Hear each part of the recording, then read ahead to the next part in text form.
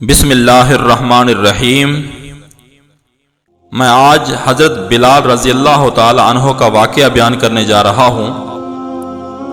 حضرت بلال حبشی رضی اللہ تعالی عنہ سے ایک دفعہ کسی نے پوچھا کہ آپ نے پہلی دفعہ حضور نبی کریم صلی اللہ علیہ وسلم کو کیسے دیکھا؟ حضرت بلال رضی اللہ تعالی عنہ فرماتے ہیں کہ میں مکے کے لوگوں کو بہت ہی کم جانتا تھا، کیونکہ غلام تھا اور عرب میں غلاموں سے انسانیت سوچ سلوک عام تھا۔ ان کی استطاعت سے بڑھ کر ان سے کام لیا جاتا تھا، تو مجھے کبھی اتنا وقت ہی نہیں ملتا تھا کہ باہر نکل کر لوگوں سے ملوں، لہٰذا مجھے حضور پاک صلی اللہ علیہ وسلم یا اسلام یا اس طرح کی کسی چیز کا قطعی طور پر علم نہ تھا۔ ایک دفعہ کیا ہوا کہ مجھے سخت بخار نے آ لیا۔ سخت جاڑے کا موسم تھا اور انتہائی ٹھنڈ اور بخار نے مجھے کمزور کر کے رکھ دیا، لہٰذا میں نے لحاف اوڑھا اور لیٹ گیا۔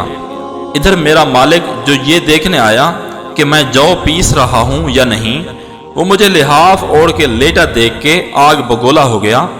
اس نے لحاف اتارا اور سزا کے طور پہ میری قمیض بھی اتروا دی اور مجھے کھلے صحن میں دروازے کے پاس بٹھا دیا کہ یہاں بیٹھ کر جو پیس۔ اب سخت سردی، اوپر سے بخار اور اتنی مشقت والا کام، میں روتا جاتا تھا اور جو پیستا جاتا تھا۔ کچھ ہی دیر میں دروازے پہ دستک ہوئی۔ میں نے اندر آنے کی اجازت دی تو ایک نہایت متعین اور پر نور چہرے والا شخص اندر داخل ہوا اور پوچھا کہ جوان کیوں روتے ہو؟ جواب میں نے کہا کہ جاؤ اپنا کام کرو، تمہیں اس سے کیا؟ میں جس وجہ سے بھی روؤں، یہاں پوچھنے والے بہت ہیں لیکن مداوا کوئی نہیں کرتا۔ حضور صلی اللہ علیہ وسلم یہ جملے سن کے چل پڑے۔ جب چل پڑے تو بلال نے کہا کہ بس، میں نہ کہتا تھا کہ پوچھتے سب ہیں، مداوا کوئی نہیں کرتا۔ حضور صلی اللہ علیہ وسلم یہ سن کر بھی چلتے رہے۔ بلال کہتے ہیں کہ دل میں جو ہلکی سی امید جاگی تھی کہ یہ شخص کوئی مدد کرے گا، وہ بھی گئی، لیکن بلال کو کیا معلوم کہ جس شخص سے اب اس کا واسطہ پڑا ہے وہ رحمت للعالمین ہے۔ بلال کہتے ہیں کہ کچھ ہی دیر میں وہ شخص واپس آ گیا۔ اس کے ایک ہاتھ میں گرم دودھ کا پیالہ اور دوسرے ہاتھ میں کھجوریں تھیں۔ اس نے وہ کھجوریں اور دودھ مجھے دیا اور کہا کھاؤ پیو اور جا کے سو جاؤ۔ میں نے کہا تو یہ جو کون پیسے گا؟ نہ پیسے تو مالک صبح بہت مارے گا۔ اس نے کہا تم سو جاؤ، یہ پیسے ہوئے مجھ سے لے لینا۔ بلال رضی اللہ تعالی عنہ سو گئے اور حضور صلی اللہ علیہ وسلم نے ساری رات ایک اجنبی حبشی غلام کے لیے چکی پیسی۔ صبح بلال کو پیسے ہوئے جو دیے اور چلے گئے۔ دوسری رات پھر ایسا ہی ہوا، دودھ اور دوا بلال کو دی اور ساری رات چکی پیسی۔ ایسا 3 دن مسلسل کرتے رہے جب تک کہ بلال ٹھیک نہ ہو گئے۔ یہ تھا وہ تعارف جس کے بطن سے اس لافانی عشق نے جنم لیا کہ آج بھی بلال کو صحابی رسول بعد میں، عاشق رسول پہلے کہا جاتا ہے۔ حضور صلی اللہ علیہ وسلم کے وصال کے بعد سیدنا بلال رضی اللہ تعالی عنہ مدینے کی گلیوں میں یہ کہتے پھرتے کہ لوگو، تم نے کہیں رسول صلی اللہ علیہ وسلم کو دیکھا ہے تو مجھے بھی دکھا دو۔ پھر کہنے لگے کہ اب مدینے میں میرا رہنا دشوار ہے، اور شام کے شہر حلب میں چلے گئے۔ تقریباً 6 ماہ بعد آپ صلی اللہ علیہ وسلم کی خواب میں زیارت نصیب ہوئی تو آپ صلی اللہ علیہ وسلم فرما رہے تھے، اے بلال، یہ کیا بے وفائی ہے؟ کیا ہماری ملاقات کا وقت نہیں آیا؟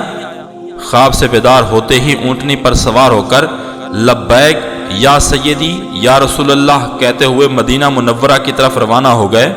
جب مدینہ منورہ میں داخل ہوئے تو سب سے پہلے مسجد نبوی پہنچ کر حضرت بلال رضی اللہ تعالی عنہ کی نگاہوں نے عالم وارفتگی میں آپ صلی اللہ علیہ وسلم کو ڈھونڈنا شروع کیا۔ کبھی مسجد میں تلاش کرتے اور کبھی حجروں میں۔ جب کہیں نہ پایا تو آپ صلی اللہ علیہ وسلم کی قبر انور پر سر رکھ کر رونا شروع کر دیا اور عرض کیا، یا رسول اللہ صلی اللہ علیہ وسلم، آپ نے فرمایا تھا کہ آ کر مل جاؤ، غلام حلب سے بہر ملاقات حاضر ہوا ہے۔ یہ کہا اور بے ہوش ہو کر مزار پر انوار کے پاس گر پڑے۔ کافی دیر بعد ہوش آیا۔ اتنے میں سارے مدینے میں یہ خبر پھیل گئی کہ مؤذن رسول حضرت بلال رضی اللہ تعالی عنہ آ گئے ہیں۔ مدینہ طیبہ کے بوڑھے، جوان، مرد، عورتیں اور بچے اکٹھے ہو کر عرض کرنے لگے کہ بلال، ایک دفعہ وہ اذان سنا دو جو محبوب صلی اللہ علیہ وسلم کے زمانے میں سناتے تھے۔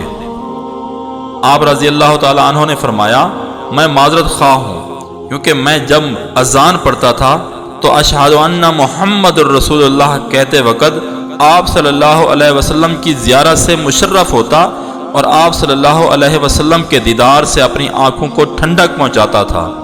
اب یہ الفاظ ادا کرتے ہوئے کسے دیکھوں گا؟ بعض صحابہ کرام رضی اللہ تعالی عنہ نے مشورہ دیا کہ حسنین کریمین رضی اللہ تعالی عنہما سے سفارش کروائی جائے، جب وہ حضرت بلال رضی اللہ تعالی عنہ کو اذان کے لیے کہیں گے تو وہ انکار نہ کر سکیں گے۔ چنانچہ امام حسین رضی اللہ تعالی عنہ نے حضرت بلال رضی اللہ تعالی عنہ کا ہاتھ پکڑ کر فرمایا، اے بلال، ہم آج آپ سے وہی اذان سننا چاہتے ہیں جو آپ اللہ کے رسول صلی اللہ علیہ وسلم کو اس مسجد میں سناتے تھے۔ اب حضرت بلال رضی اللہ تعالی عنہ کو انکار کا یارہ نہ تھا، لہٰذا اسی مقام پر کھڑے ہو کر اذان دی جہاں حضور صلی اللہ علیہ وسلم کی ظہری حیات میں دیا کرتے تھے۔ بعد کی کیفیات کا حال کتب سیر میں یوں بیان ہوا ہے، جب آپ نے اللہ اکبر کہا، مدینہ منورہ گونج اٹھا۔ جب اشہد ان لا الہ الا اللہ کے کلمات ادا کیے، گونج میں مزید اضافہ ہو گیا۔ جب اشہد ان محمد الرسول اللہ کے کلمات پر پہنچے تو تمام لوگ حتیٰ کہ پردہ نشین خواتین بھی گھروں سے باہر نکل آئیں۔ لوگوں نے کہا، رسول اللہ صلی اللہ علیہ وسلم تشریف لے آئے ہیں۔ آپ صلی اللہ علیہ وسلم کے وصال کے بعد مدینہ منورہ میں اس دن سے زیادہ رونے والے مرد و زن نہیں دیکھے گئے۔ علامہ اقبال رحمۃ اللہ علیہ اذان بلال رضی اللہ تعالی عنہ کو ترانہ عشق قرار دیتے ہوئے فرماتے ہیں کہ اذاں ازل سے تیرے عشق کا ترانہ بنی، اذاں ازل سے تیرے عشق کا ترانہ بنی، نماز اس کے نظارے کا ایک بہانہ بنی، ادائے دید سراپا نیاز تھی تیری، کسی کو دیکھتے رہنا نماز تھی تیری۔ کروڑوں سلام سیدنا حضرت بلال حبشی رضی اللہ تعالی عنہ پر، وما علینا الا البلاغ۔